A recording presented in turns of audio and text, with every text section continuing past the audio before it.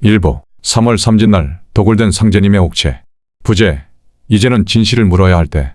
1909년 상제님께서 화천하신 뒤 상제님의 채백은 구리골 장텟날에 모셔졌습니다.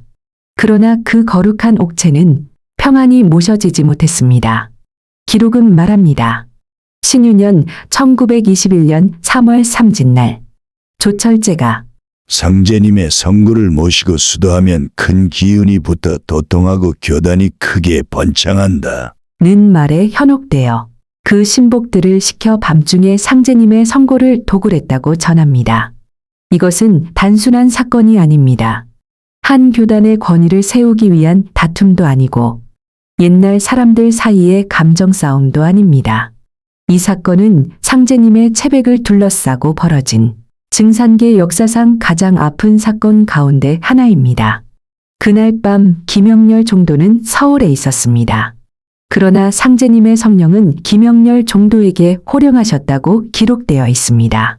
내 몸이 이렇게 흔들리는데 너희들은 잠만 자고 있느냐? 또한 김우연 성도에게도 비와 번개 속에서 상제님의 불호령이 떨어졌다고 합니다. 내 몸을 도둑질해 가고 있는데 못들 하고 자빠졌느냐? 이 기록이 사실이라면 이것은 단순한 무덤 도굴이 아닙니다. 상제님의 몸을 훔친 사건입니다. 상제님의 성체를 자기 교단의 권위와 도통의 근거로 삼으려 한 사건입니다. 이후 성골은 통사동 영모제 골방에 감춰졌다고 기록됩니다. 그리고 거기서 사람들에게 말합니다.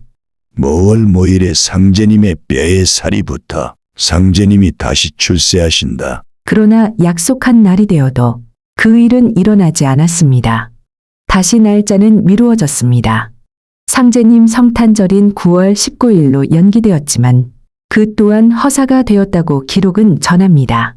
우리는 여기서 물어야 합니다. 상제님의 도는 정말 이런 방식으로 이어지는 것입니까? 상제님의 채백을 몰래 파내어 숨기고 그것을 권위의 도구로 삼는 것이 과연 종통입니까? 종통은 훔쳐서 세워지는 것이 아닙니다. 종통은 사람의 욕심으로 만들어지는 것도 아닙니다. 종통은 하늘이 남긴 진실 위에 세워지는 것입니다. 그 뒤 문공신 종도는 조철제가 상제님의 성고를 영모제에 숨겨두었고 북간도로 모셔가려 한다는 소식을 듣게 됩니다. 그때 문공신 종도는 떠올립니다. 공신아, 내 몸이 조선을 떠나면 안 되느니라. 상제님의 이 말씀이 떠올랐다고 기록은 전합니다. 결국 문공신 종도 일행은 영모제를 찾아가 숨겨진 성골을 찾아옵니다. 그런데 그 과정에서 성골 가운데 왼팔뼈가 없었다고 합니다. 상제님의 옥체가 온전하지 못하게 된 것입니다. 얼마나 참담한 일입니까? 한 분의 육신도 함부로 할 수 없거늘 하물며 천지공사를 보신 상제님의 채백을 이토록 함부로 대했다는 기록 앞에서 우리는 침묵할 수 없습니다. 이후 사건은 경찰로 넘어갑니다. 많은 사람들이 검거되고 문공신 종도는 7년 징역을 받게 되었다고 기록됩니다. 그러나 조철제는 곧 풀려났다고 전합니다. 여기서 또 묻게 됩니다.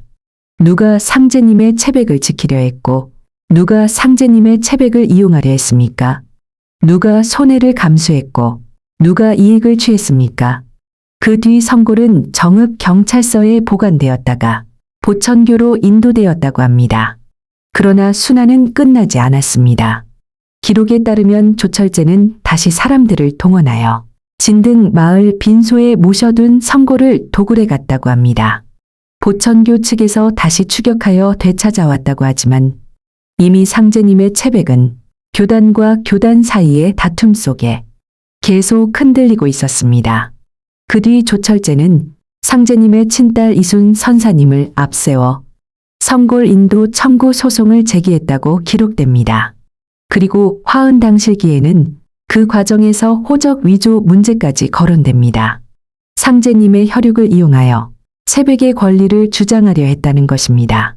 이것이 사실이라면 그것은 단순한 법적 다툼이 아닙니다. 상제님의 딸까지 교권 다툼의 도구로 삼으려 한 매우 아픈 역사입니다. 우리는 다시 물어야 합니다. 종통이란 무엇입니까? 상제님의 혈육을 앞세우면 종통입니까? 상제님의 체백을 차지하면 종통입니까? 큰 도장을 세우고 많은 사람을 모으면 종통입니까? 아닙니다. 종통은 상제님의 뜻을 바르게 이어가는 것입니다. 상제님의 몸을 훔치는 데서 종통이 나오지 않습니다. 상제님의 유품을 이용하는 데서 종통이 나오지 않습니다. 사람을 속이고 권위를 꾸미고 진실을 감추는 데서 하늘의 법통이 나올 수는 없습니다.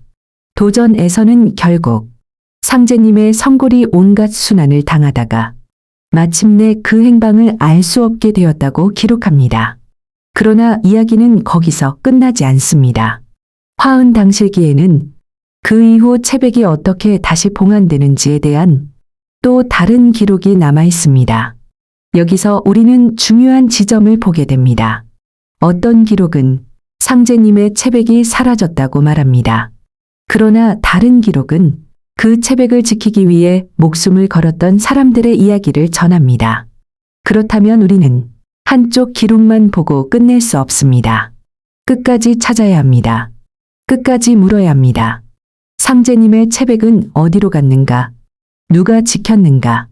누가 감추었는가? 누가 이용했는가? 그리고 누가 진실을 후세에 남기려 했는가? 이 질문은 대순진리의 사람들을 공격하기 위한 질문이 아닙니다. 이 질문은 증산 상제님을 믿는 모든 사람들이 마땅히 마주해야 할 질문입니다.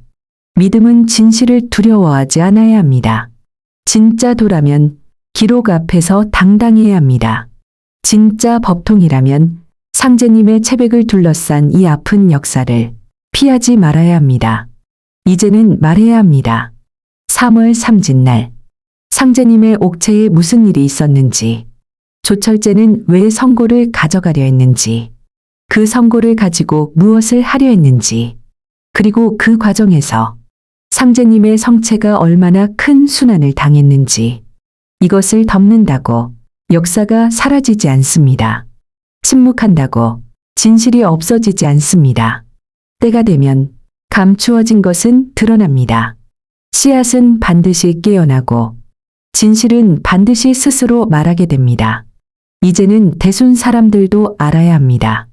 자신들이 모시는 도주의 역사가 어떤 기록 위에 서 있는지, 그 시작에 상제님의 체백 도굴 사건이라는 무거운 그림자가 있었다는 사실을 외면해서는 안 됩니다. 누구를 미워하자는 것이 아닙니다. 그러나 진실은 밝혀져야 합니다. 상제님의 도는 거짓 위에 세워질 수 없습니다. 상제님의 종통은 도굴 위에 세워질 수 없습니다. 상제님의 법은 사람의 욕심을 따라 흐르지 않습니다. 하늘의 법은 반드시 하늘의 길로 돌아갑니다. 3월 삼진날. 그날은 단순한 날짜가 아닙니다. 상제님의 체백이 순환당한 날이며 동시에 후세 사람들이 무엇이 참이고 무엇이 거짓인지 다시 묻게 되는 날입니다. 이제 우리는 묻습니다. 상제님의 몸을 훔친 자가 어찌 상제님의 법을 이었다 말할 수 있습니까? 상제님의 체백을 이용한 자가 어찌 하늘의 종통을 말할 수 있습니까? 진실은 늦게 올 수 있습니다. 그러나 오지 않는 법은 없습니다. 오늘 우리가 이 이야기를 꺼내는 이유는 분노 때문만이 아닙니다. 상제님의 도가 다시 바른 자리로 돌아가기를 바라기 때문입니다. 그리고 후천으로 넘어갈 사람들은 거짓 권위가 아니라 참된 진실 위에 서야 하기 때문입니다. 상제님의 체백은 사람의 욕심으로 차지할 수 있는 물건이 아닙니다. 상제님의 도는 사람이 훔쳐갈 수 있는 권리가 아닙니다. 하늘의 종통은 빼앗는 것이 아니라 하늘이 이어가는 생명입니다. 이제는 그 생명의 길을 다시 물어야 할 때입니다. 그리고 진실 앞에서 우리 모두가 정직해져야 할 때입니다.